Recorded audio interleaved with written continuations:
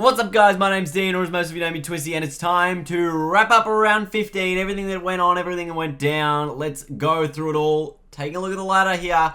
Huge top 8, which doesn't really matter with this bottom 8 anymore, I don't think. They're going to just be playing for picks at this stage. But the Hawks are game clear on top. West Coast a game clear of 7th position, so they are in 8th position. And then you've got 2nd through till 7th. All on 40 points, separated by percentage. 2nd, 3rd, and 4th are separated by about 2.5 goals worth of percentage. So 3 goals either way could be the difference between a home final, not in the top 4, or, you know, getting an away top 4 final. That's just ridiculous. So those sides, Geelong, the Giants, and the Swans, their percentage is obviously superior to every other side. So they're in pole position, really, if it gets to crunch time. And if someone can knock off the Hawks, then they'll drop 4 or 5 spots because their percentages isn't that great. But, gee, it's an interesting top 8. And you look at that bottom 10 and no one really jumps out at you that's any good. We'll get into all that in a moment. Thursday night's game with the West Coast Eagles and the Bombers, pretty much as expected. The Bombers started fairly well, but then sort of drifted away after that first quarter. West Coast winning by about 78 points in the end of the day. Joe Danaher kicked 3 goals for the Bombers, so that's not a bad sign if he's like improving himself. The problem for Joe Danaher is that he's got so many,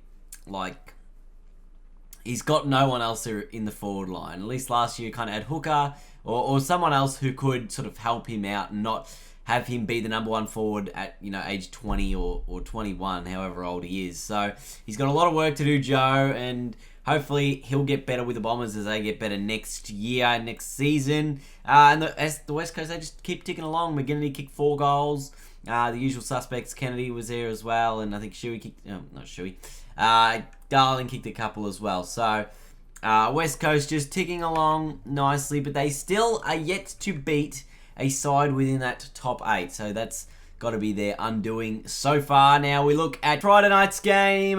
Port Adelaide taking the Tigers season off completely with a 38-point win. Wingard, Broadbent both kicked a couple each for the Tigers. Rewalt, Lloyd, Vickery, and I think Short was the other goal kickers. Only 4 goal kickers for the Tigers for what was a pretty disappointing night. Now I didn't watch too much of the match, but pretty much you can gather the usual suspects were pretty good. I think Cochin got tagged really heavily by Kane Mitchell, so he did a bloody good effort. And I think Richmond, they have a lot of work to do. They have so many passengers, too many passengers. Me and my friends were saying this at the start of the year, and then we get a couple of wins on the board, and we're like, well, now they're doing okay. But it's still those mid-depth players that are in good form one week, terrible the next, and unless they can find that consistency, I don't see them playing for Richmond in years to come. So it'll be interesting to see how Richmond's season falls out. We won't know until the end of the season. I think Ben Griffiths has had one good game this year, and he's been pretty poor otherwise. Same with Tyrone Vickery. So you either play Liam McBean and get the kid in, or you're not going to play him ever, because now is the time that you can try him out. He's only played 2 or 3 games, hasn't kicked a goal yet, but give him a chance. Play McBean, play some of the other kids. Markov, he's pretty good. Get him involved. If Coriolis isn't injured, get him back in. Frioli's alright, get him back in. Connor Menadue's playing alright, so you just want them in. Just get the kids in, get them playing, get them doing something well. Alright, next game, it was actually Saturday. It was the early game. This was the first tip that I got right for the round after those first 3 games. Because I said, obviously, I got Essendon wrong. Anyway, St Kilda. Where to from here? Where to from here for them? They're up 1 week, down the next.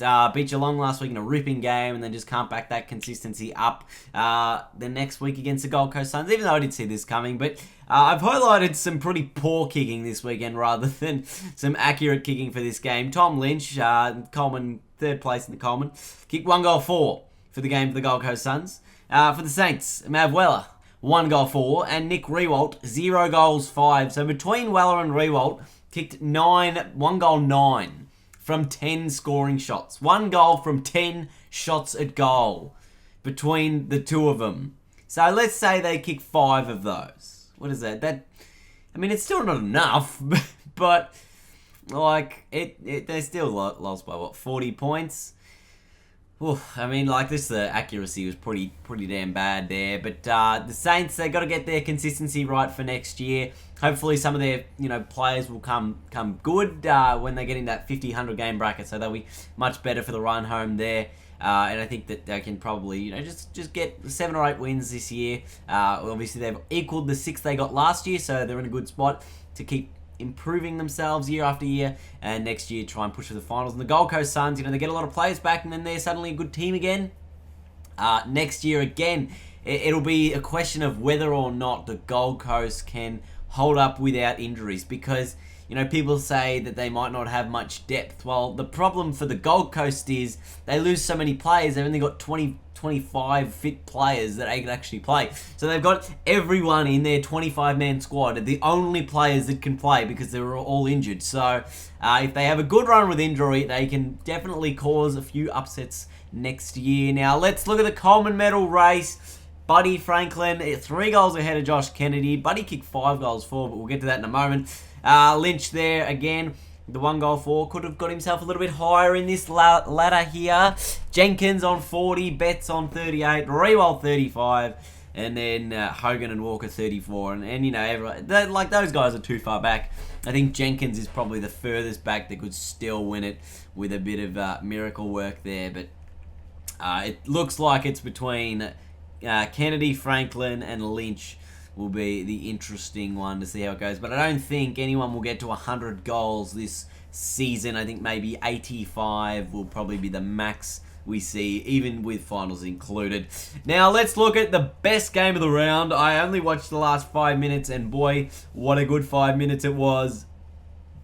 Kept the score check. I was out and about at a Foley Bulldogs house, so they were all pretty happy with this result. But a 4-point win to the Dogs. Stringer kicked 3, Libba kicked 2, and Johannesson the winning goal for the Swans. They just weren't as accurate as the Dogs with their chances. 11-13 to 13-5. Franklin kicked 5-4, Parker 3-2. So they had their opportunities, Sydney. If they were just a little bit more accurate with their chances, they would have been in a better spot. But what a story, Johannesson, out with a hamstring.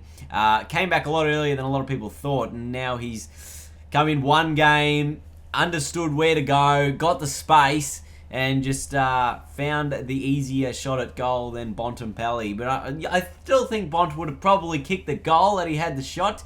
But Sydney, again, with their defensive error in the last minute, it's just a big hole in that 50. So they're going to need to fix that up come finals time, because that's twice they've done it now. First time was against Richmond. Got a bit unlucky with a couple of bounces there, but it's happened again with the Dogs. So they've got to be clutch, more clutch in those final moments instead of just being sort of just let's try and hold on, because I think that's probably what caused their downfall once again. But the Dogs, man, they're in good stuff. They can still make the top 4. I thought I'd kind of ridden them off for the top 4, but I think they'll probably win 7 of their next 8.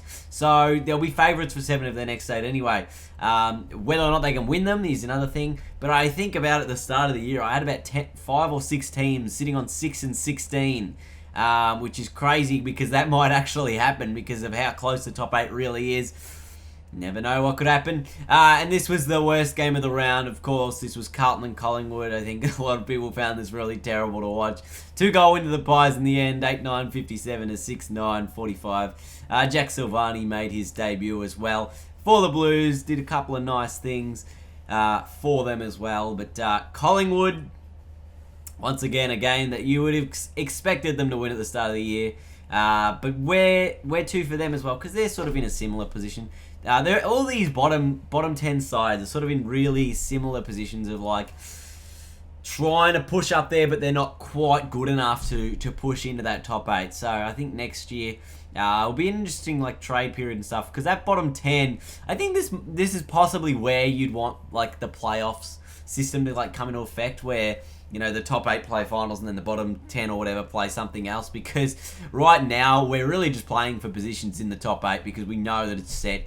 It's been set for probably since round 5, which is crazy to think that that early on in the season we knew which teams were going to make the finals and which teams weren't. So Just, an interesting thought for fixturing as well. And West Coast, the fact that they're sitting pretty in the top 8 just proves to you that they are, they've beaten every single team below them, but they've lost all 5 of their matches to top 8 sides. They haven't beaten a top 8 side yet. So they're probably the weakest link in there, and I think North Melbourne as well probably can't win it. So they're the 2 sides that probably can't win in that top 8. But let's look at the final game. This was on Sunday. This was yesterday, actually. The Crows, 22-point winners over Melbourne, overcame an onslaught from the D's in that second quarter of 8 goals. I think 8 goals close to in a row or something. But it was a very interesting second half as well. Very close, and then Adelaide sort of kicked away midway through that final quarter. Douglas kicked 3, Betts kicked 3, Walker kicked 3, and for the D's, Garlett kicked 4, Hogan 3, and Watts 3. So, a number of good goal kickers there. Melbourne, again, they're good when they're good, but if they still need to just knock off a top quality side, which is something that they haven't... Oh, no, they beat the Giants this year. But that was very early on in the season. It was like round 1. They were pretty lucky to win that game as well. So if they can knock off another top 8 side come the end of the year, I think that's probably a success for Melbourne. Or even if they can get to 10 wins by the end of the year. But you still need 14 to make the 8, I think, which is quite absurd and shows the skill level of our top 8 this year. But let's look at that top 8 v top 8 graph once again. The only real changes, Sydney went to 4 and 3, and the Dogs went to 3 and 4. So... again, interesting to see which sides are going to push forth through the finals. This isn't the official, top 8. This is the top 8 v top 8, top 8. That makes sense. Really doesn't. But that's it for the wrap-up this week. Hopefully you guys did enjoy it. Even with only 6 games, we still managed to have a really long video. So, thank you guys for watching. A big thumbs up. Until next time. I'll see you guys on Friday or Thursday for the preview if I can get it done in time. So we'll wait and see, but I'll see you guys over there then.